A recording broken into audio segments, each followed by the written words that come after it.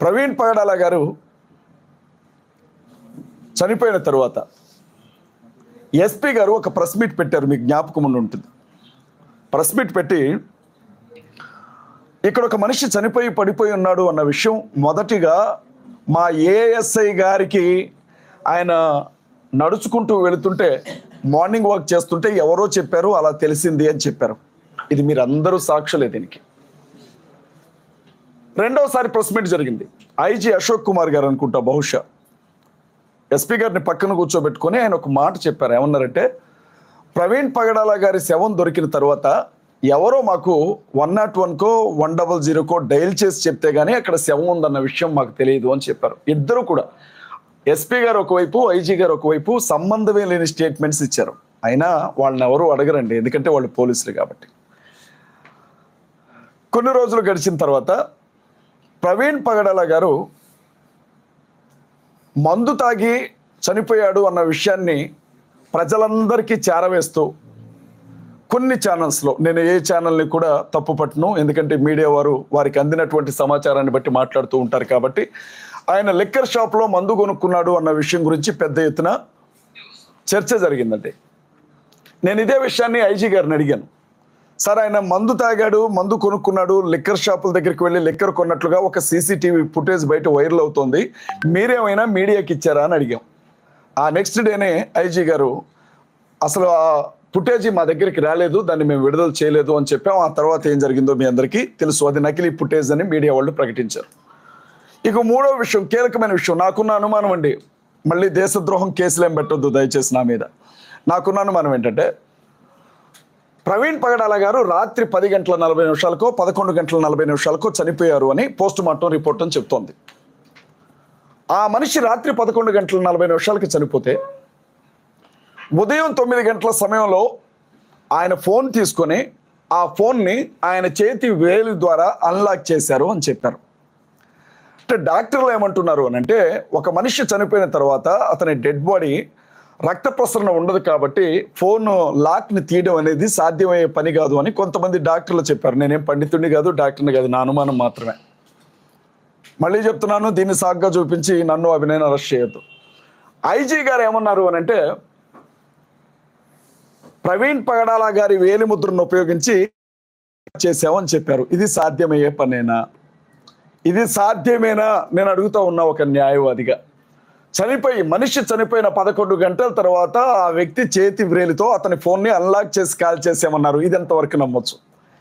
ఇక post mortem report మీడియాకు కూడా ఇవ్వలేదండి పోలీస్ డిపార్ట్మెంట్ వాళ్ళు, వాళ్ళ ఫ్యామిలీకి మాత్రమే ఇచ్చారు, మీకు తెలుసు ఆ విషయం. కానీ మాజీ ఎంపీ హర్ష్ కుమార్ గారు పోస్ట్ మార్టం రిపోర్ట్ని బయటికి తీసుకొని వచ్చారు. వచ్చిన తర్వాత అందులో మనం గమనించినప్పుడు అసలు ఆయన కడుపులో, ఆ ప్రేగుల్లో మందు తాగినట్లు వాసనే లేదు అని చెప్పారు. హైదరాబాద్ పట్టణంలో బయలుదేరి హైదరాబాద్లో ఒకసారి, కోదాళ్ళలో ఒకసారి, ఏలూరులో ఒకసారి, విజయవాడలో ఒకసారి తాగిన మనిషి తాగి తాగి తాగి చచ్చిపోతే కడుపు నిండా మందే ఉండాలి, కానీ ఎక్కడ మందు వాసన రాలేదు అని చెప్పి పోస్ట్ మార్టంలో ఉంది. మన ఆయన త్రాగి డ్రంక్ అండ్ డ్రైవ్లో చనిపోయారు అని ఐజీ గారు చెప్పారు. మరి అంత పెద్ద ఆయన చెప్పినప్పుడు నమ్మాలి కాబట్టి యాక్సిడెంట్లోనే చనిపోయారని నేను కూడా అనుకుంటున్నాను. కొన్ని అనుమానాలు అయితే అలాగే మిగిలిపోయి ఉన్నాయి.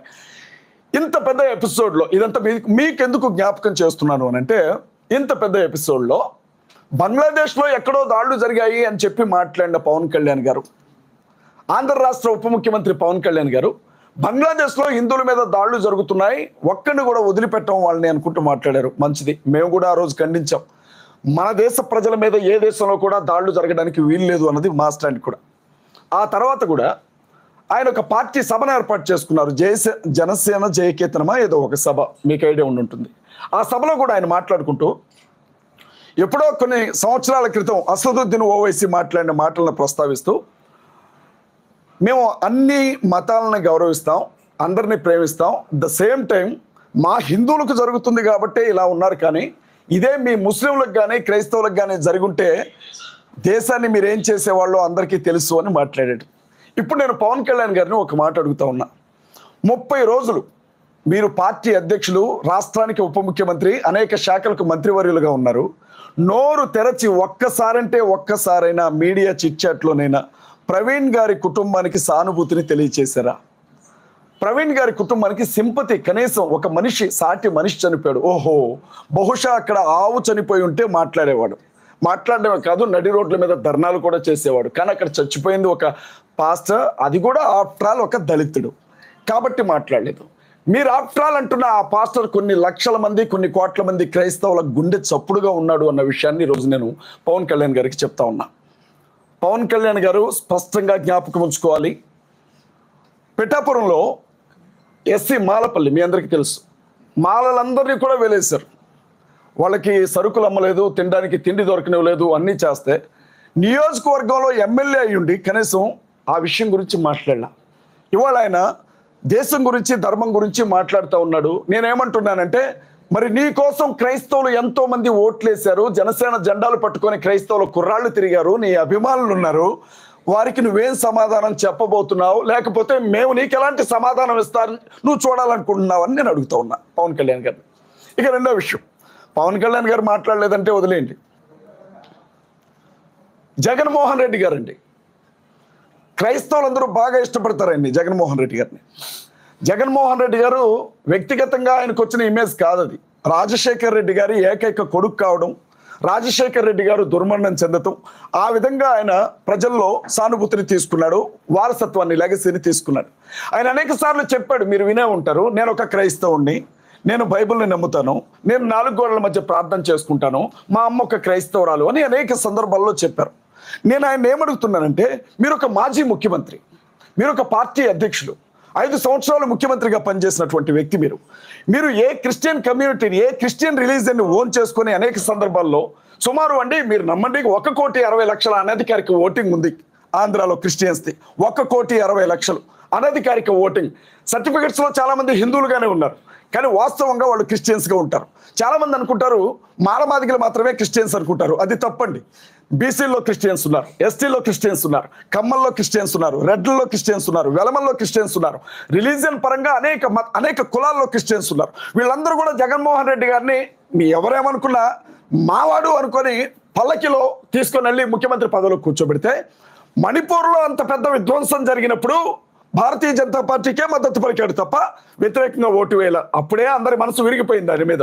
కానీ తన సొంత రాష్ట్రంలో ఒక గొప్ప దైవజండు అనుమానాస్పద స్థితిలో చనిపోయి ఉంటే నోరు తెరచి, ఇది హత్యనా, ఇది యాక్సిడెంట్నా, నా తోటి క్రైస్తవులు, నన్ను గెలిపించిన వారు, నాకు అండగా నిలబడిన వారంతా ఏడుస్తున్నారు, ఏడవడమే తప్ప ఏమీ చేయడం చేతగాని వాళ్ళు, నేను మాట్లాడాలని ఒక్క మాట అంటే ఒక్క మాట కూడా జగన్మోహన్ రెడ్డి మాట్లాడలేదండి. నేను అడిగాను జగన్మోహన్ రెడ్డి గారిని, కనీసం ఇది 2 రాష్ట్రాల సమస్య అయిపోయింది. ఆ మనిషి ఏమో తెలంగాణలో బ్రతికే మనిషి, చనిపోయిందేమో ఆంధ్రాలో చనిపోయాడు. తెలంగాణ ప్రాంతంలోనికి ఆయన శవాన్ని తీసుకుని వచ్చినప్పుడు, నువ్వు పార్టీ అధ్యక్షుడిగా రాకపోతే రాకపోయినావు, మాజీ ముఖ్యమంత్రిగా రాకపోతే రాకపోయినావు, కనీసం ఒక క్రైస్తవుడిగా ఆ ఇంటికి సానుభూతి తెలపడానికైనా రాలేకపోయావు, నీ కాళ్ళు ఏమైపోయాయని నేను అడుగుతా ఉన్నా ఇవాళ జగన్మోహన్ రెడ్డి. నేను వాళ్ళు చెప్తా ఉన్నా, మాజీ ముఖ్యమంత్రి జగన్మోహన్ రెడ్డి గారు, వైఎస్ఆర్ కాంగ్రెస్ పార్టీ అధ్యక్షుడు జగన్మోహన్ రెడ్డి గారు, క్రైస్తవుల దెబ్బ ఎలా ఉంటుందో చూపిస్తాం, కాసుకోండి, సవాల్ చేసి చెప్తా ఉన్నా జగన్మోహన్ రెడ్డికి. ఇన్ని రోజులు భుజాల మీద నేను మోసినాం కదా, ఈ భుజాల మీద నుంచి నిన్ను నేల మీద ఎట్లా పడగొడతామో కూడా జగన్మోహన్ రెడ్డి చూసుకోవాలా. జగన్మోహన్ రెడ్డికి ఒక్క ఓటు కూడా పడనివ్వండి మేము చెప్తా ఉన్నాం.